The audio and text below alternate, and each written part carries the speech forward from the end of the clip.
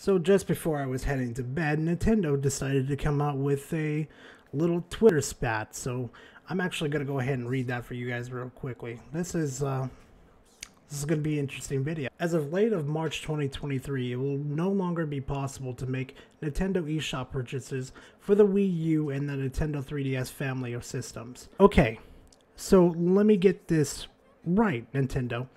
You're taking the store down for what reason? To that 1% of your profits are being affected just to keep these stores up. And I'm really wondering how many people actually do use these stores and invest money into the games digitally and stuff because they want to give you money and they want the product. But then again, Nintendo is really allergic to preserving games. I'm going to continue on with this because this is really disturbing in my opinion. So as I was reading through it too, there was this one part that did catch my eye, then it suddenly disappeared. Thank goodness. Thank goodness people caught, did screenshots of this. Once it is no longer possible to purchase software in the Nintendo eShop on Wii U and the Nintendo 3DS family of systems, many classic games for past platforms will cease to be available for purchase anywhere. Will you make classic games available to own some other way?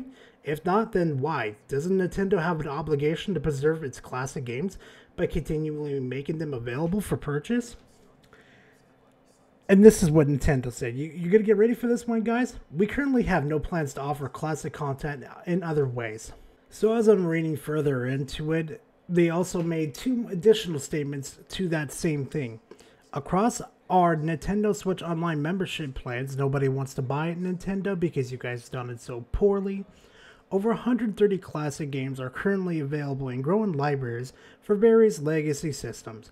The games are often enhanced with new features such as online play. Yeah, that online play is really something else, Nintendo. We think this is an effective way to make classic content easily available to a broad range of players.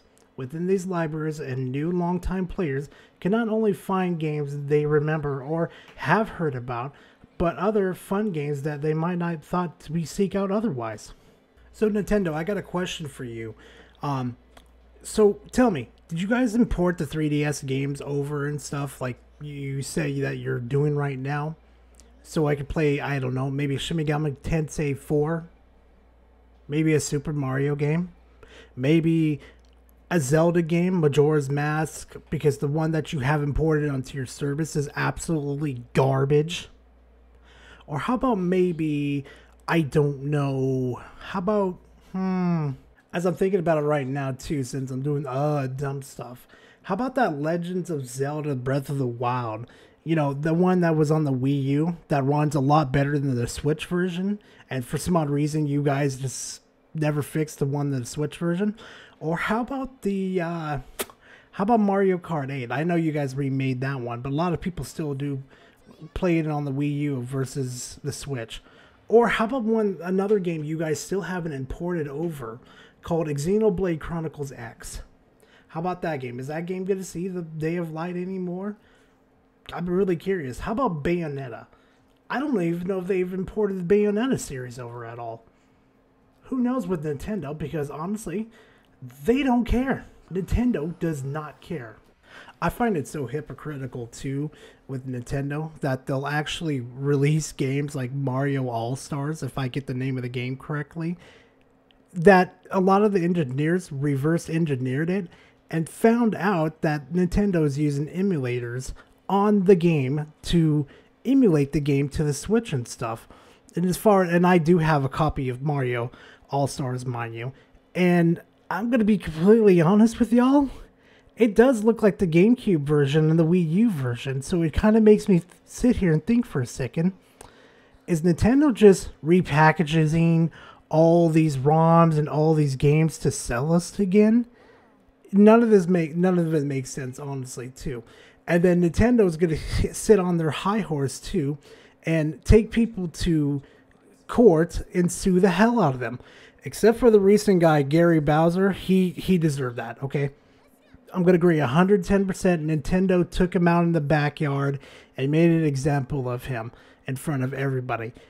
That I agree with Nintendo. But the other ones where they're keeping the ROMs on the site for people to download when people have legal copies that are like physically destroyed and not playable anymore, and Nintendo refuses to give these people an avenue to go buy these games anymore. It's like Nintendo, what are you doing? Do you just not want money or something?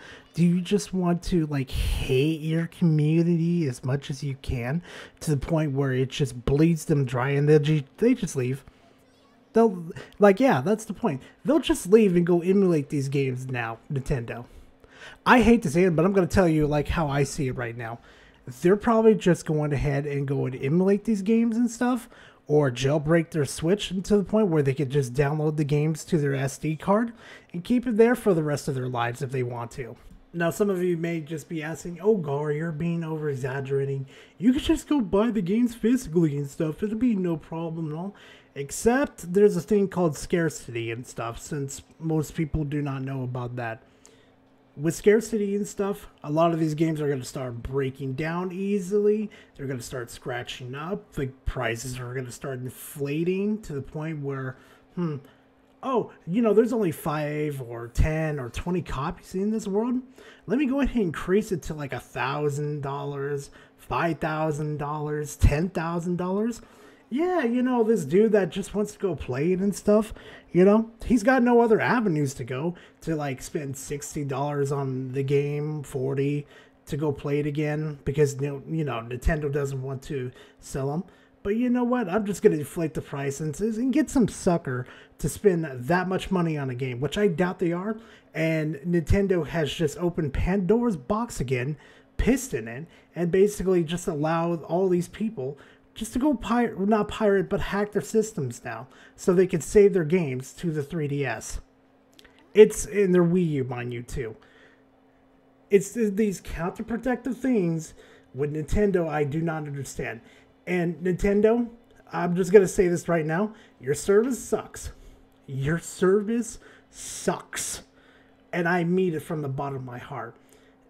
For the past 2 years, when you started to do these type of things, when you were bringing a service, the like NES and SNES games to the service and stuff, you guys are slow as hell to bring them to the service.